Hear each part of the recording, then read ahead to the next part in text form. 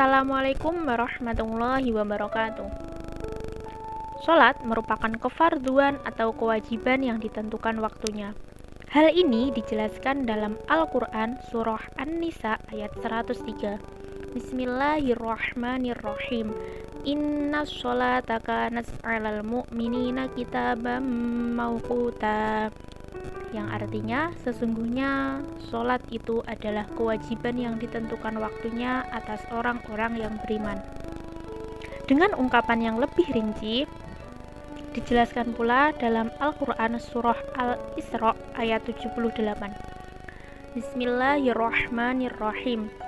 Aqimis sholata liduluki syamsi ila ghasaqil laili wa qur'anal fajr. Inna Qur'anal fajri kana masyhuda. Berdasarkan ayat ini, terdapat 3 poin penting sebagai penanda masuknya awal waktu sholat, yakni yang pertama, lidulukis syams, atau tergelincirnya matahari untuk waktu sholat duhur dan asar. Yang kedua, ghasaqil lail, atau gelapnya malam untuk waktu maghrib dan isya. Yang ketiga, al-fajr atau fajar untuk waktu subuh.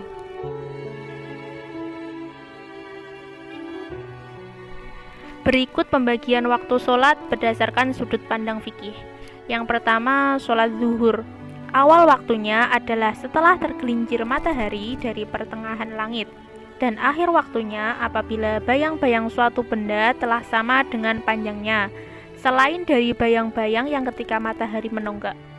Yang kedua, sholat asyar.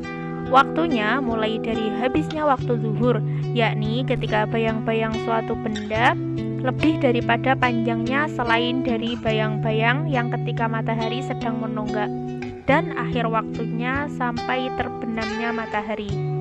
Yang ketiga, sholat maghrib. Waktunya dari terbenam matahari sampai terbenam syafaq merah. Yang keempat, sholat isya. Waktunya mulai dari terbenam syafaq merah sampai terbit fajar kedua. Dan yang terakhir, yang kelima, sholat subuh. Waktunya mulai dari terbit fajar kedua sampai terbit matahari. Seiring perkembangan zaman, penentuan waktu sholat didasarkan pula pada perkembangan ilmu pengetahuan, yakni berdasarkan ilmu falak. Dalam penentuan waktu sholat, diperlukanlah sejumlah data yang berkaitan dengan tempat yang akan ditentukan waktu sholatnya dan juga data yang berkaitan dengan matahari. Data yang berkaitan dengan tempat yang akan dicari waktu sholatnya meliputi lintang tempat, bujur tempat, dan ketinggian tempat. Lintang tempat dan bujur tempat dapat diperoleh dari buku-buku almanak atau atlas, atau bisa juga dengan melakukan pengukuran sendiri. Sedangkan untuk ketinggian tempat dapat diperoleh dari data geografis tempat tersebut, atau bisa juga dari pengukuran sendiri dengan alat yang bernama altimeter atau GPS. Data yang berkaitan dengan matahari meliputi deklinasi matahari atau apparent declination. Data ini diambil sesuai dengan tanggal dan jam GMT yang bertepatan dengan sekitar jatuhnya awal waktu sholat dalam zona waktu tertentu. Untuk daerah-daerah dalam zona WIB ditambah 7 jam atas jam GMT.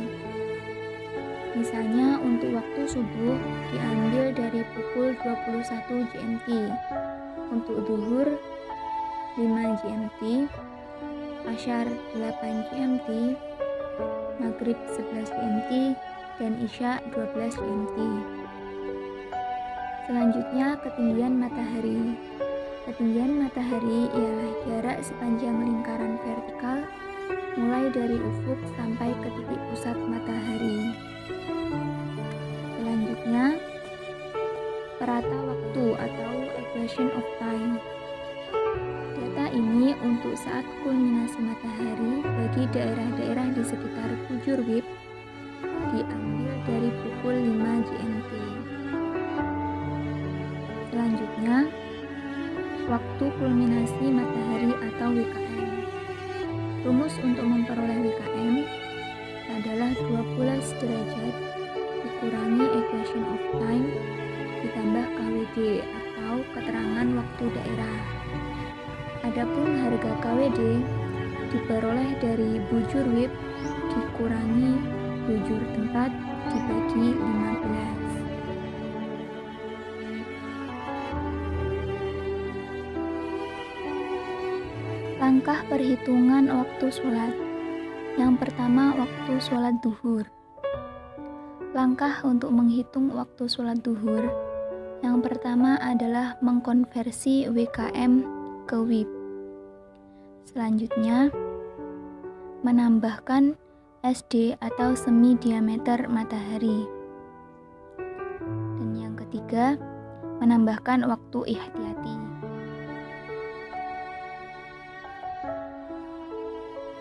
Perhitungan awal waktu Asyar, Maghrib, dan Isya. Langkah pertama, mengkonversi WKM ke WIB. Kedua, menghisap harga sudut waktu atau T matahari pada awal waktu sholat dan diubah menjadi jam dengan cara dibagi 15. Adapun harga T dapat dicari dengan rumus cos T sama dengan negatif tan lintang tempat dikali tan deklinasi matahari ditambah sin ketinggian matahari dibagi cos lintang tempat dibagi cos deklinasi matahari. Kemudian menjumlahkan WKM dengan jam T. Dan yang terakhir, menambahkan waktu ihtiyati. Selanjutnya, langkah perhitungan awal waktu sholat subuh. Yang pertama, mengkonversi WKM ke WIB. Kedua, menghisap harga sudut waktu T matahari pada awal waktu sholat dan diubah menjadi jam T dengan cara dibagi 15. Mengenai rumus sama seperti di awal tadi. Kemudian mengurangi WKM WIB dengan jam T. Dan terakhir menambahkan waktu ihtiyati. Sekian dari kami. Kurang lebihnya kami mohon maaf yang sebesar-besarnya. Semoga bermanfaat. Wassalamualaikum warahmatullahi wabarakatuh.